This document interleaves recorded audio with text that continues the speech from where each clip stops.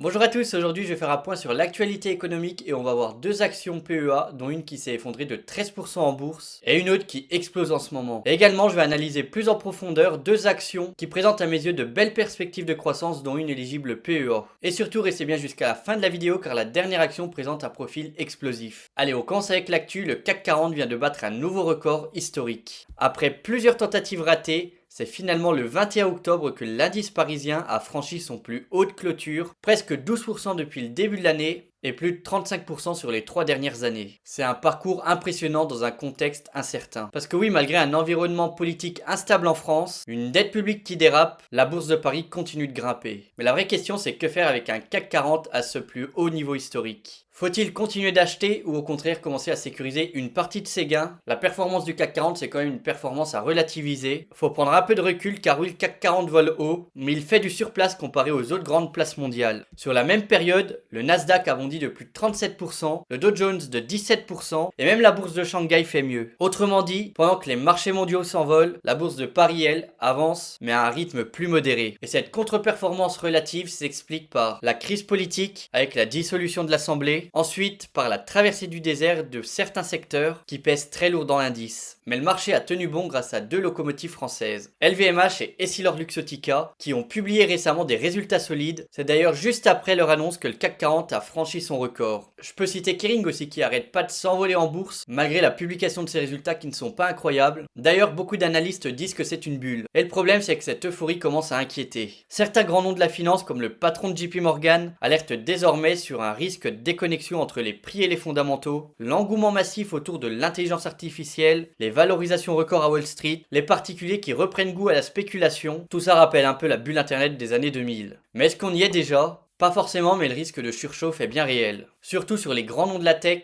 qui sont à des niveaux historiques et le moindre petit écart peut les faire corriger drastiquement. Dans ce contexte, mon avis, c'est qu'il faut rester investi mais plus sélectif. Si vous êtes déjà bien exposé, ça peut être le bon moment pour prendre quelques bénéfices ou renforcer vos liquidités. Parce qu'en bourse, il est super important de garder pas mal de liquidités parce que quand le marché corrige, c'est le moment pour renforcer certaines positions, pour ainsi diminuer son PRU. Et pendant que le CAC 40 bat des records, une valeur phare du marché français s'est violemment fait sanctionner. Dassault Systèmes a littéralement plongé après sa publication jugée décevante. Le marché a clairement perdu confiance, l'entreprise a abaissé une nouvelle fois ses objectifs de croissance annuels, désormais attendus entre plus 2 et plus 4% contre 6 à 8% auparavant. C'est un avertissement qui intervient à peine 3 mois après un premier profit warning sur le cash flow. En clair, la dynamique commerciale est plus faible que prévu, la visibilité est faible et le marché n'aime pas du tout ça. Dassault souffre aussi de sa transition vers les abonnements, à un modèle plus récurrent à long terme mais plus difficile à piloter à court terme. La seule bonne nouvelle, c'est une marge opérationnelle légèrement meilleure que prévu, mais ça n'a pas suffi à calmer la sanction.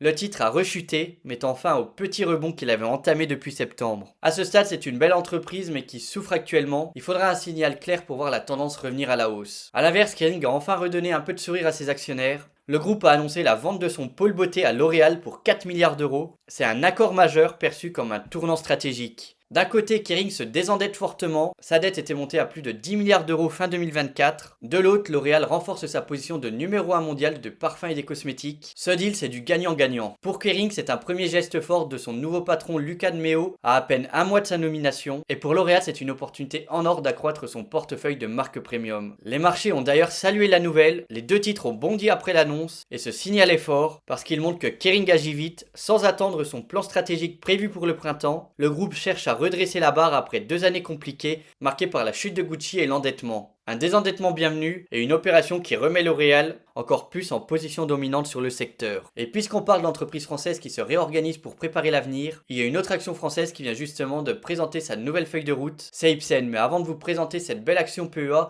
si vous aimez mon contenu, votre like et votre abonnement m'encourageraient énormément. Allez, pour revenir à Ipsen, c'est un groupe biopharmaceutique français spécialisé dans 3 grands domaines, l'oncologie, les maladies rares et les neurosciences. L'entreprise réalise aujourd'hui plus de 3,4 milliards d'euros de chiffre d'affaires, dont plus de 80% à l'international. Et elle s'est imposée comme un acteur solide du secteur de la santé en Europe. Et récemment, le groupe a présenté son nouveau plan stratégique pour 2030 avec des ambitions très claires. Maintenir une croissance rentable à moyen terme, renforcer son pipeline de médicaments innovants et continuer à se développer à l'international. Le groupe vise notamment un chiffre d'affaires annuel en croissance de 7% par an pour atteindre 4,3 milliards d'euros d'ici 2027, soit une hausse de près de 35% par rapport à aujourd'hui, et tout en conservant une marge opérationnelle autour de 32%. Côté marché, la réaction a été plutôt prudente, le titre reste assez stable, les investisseurs attendent sans doute des résultats concrets sur les nouvelles molécules en développement. Mais fondamentalement, Ipsen reste une belle valeur défensive de PEA, avec un profil de croissance rentable et une bonne visibilité à long terme, ce qui en fait un pilier solide dans le secteur de la santé européen. Et pour info, l'objectif de cours du journal des finances investir est à 135 euros. Il souligne notamment les bons résultats, le groupe n'est pas endetté et dispose de 2 milliards de force de frappe. Il souligne également que le PER est faible pour 2026, estimé à 9,5 fois. Et d'autres analystes sont encore plus optimistes, notamment chez Zone Bourse, avec un objectif de cours haut à 155 euros, ce qui fait un potentiel de plus 27% par rapport au cours actuel. Les analystes d'UBS sont également à l'achat avec un objectif de cours à 145 euros, mais je tiens à rappeler qu'un objectif de cours est absolument pas gage de vérité mais peut permettre de détecter le courant de pensée du moment. Après la santé avec Ipsen, on part maintenant de l'autre côté de l'Atlantique, dans un secteur totalement différent, dans le secteur de la défense et de l'aéronautique, et là aussi, les résultats sont impressionnants. On va parler de RTX. RTX signe un troisième trimestre solide avec des chiffres qui dépassent largement les attentes. Toutes ces divisions sont en progression et surtout le carnet de commandes atteint un nouveau record de 251 milliards de dollars. Les records, RTX les collectionne. Après avoir touché un plus haut historique à 170 dollars, le titre l'a rapidement dépassé pour atteindre 179 dollars fin octobre. Sur le trimestre, le chiffre d'affaires s'élève à 22,5 milliards de dollars en hausse de 13% pour un bénéfice opérationnel de 2,8 milliards, soit plus de 19%. Le bénéfice ajusté ressort à 1,7 dollars par action, au-dessus des attentes, et le cash flow a doublé pour atteindre les 4 milliards. Côté commande, le groupe a enregistré 37 milliards de dollars de nouveaux contrats, dont 8 milliards pour les munitions et 3 milliards pour la maintenance des moteurs qui équipent le F-35. Toutes les divisions ont contribué à cette belle performance. La division moteur affiche une hausse de 16% du chiffre d'affaires, portée par les pièces de recharge, et une hausse de 26% du résultat d'exploitation. Sa division défense également voit ses revenus grimper de 10%, avec une hausse de 30% du résultat opérationnel grâce à une meilleure productivité. Et enfin, l'aérospatiale progresse de 8%, tiré par une demande après-vente de 13%, notamment dans les extérieurs de cabine, ce qui devrait continuer à soutenir les marges en 2026. Face à ces résultats, la direction a relevé ses prévisions annuelles. RTX vise désormais 87 milliards de dollars de chiffre d'affaires contre 84 auparavant, soit une croissance organique attendue entre 8 et 9%. Le BPA bénéfice par action est attendu entre 6,10 et 6,20 dollars. Le cash flow devrait se maintenir entre 7 et 7,5 milliards. En résumé, RTX coche toutes les cases, une croissance solide, des marges en amélioration, un carnet de commandes colossal et une visibilité exceptionnelle dans le secteur de l'aéronautique et de la défense. Après l'exercice 2023 marqué par des doutes, le groupe prouve aujourd'hui qu'il reste l'un des piliers incontournables du secteur, capable de surperformer l'ensemble de ses divisions. Dites-moi en commentaire si vous avez du RTX en portefeuille ou si vous préférez miser sur d'autres acteurs de la défense comme BAE Systems et Thales. De mon côté, je suis déjà exposé au secteur de la défense avec une petite plus-value sur BAE Systems. Si vous avez aimé la vidéo, votre like et votre abonnement m'encouragerait énormément. Merci à tous et bon investissement.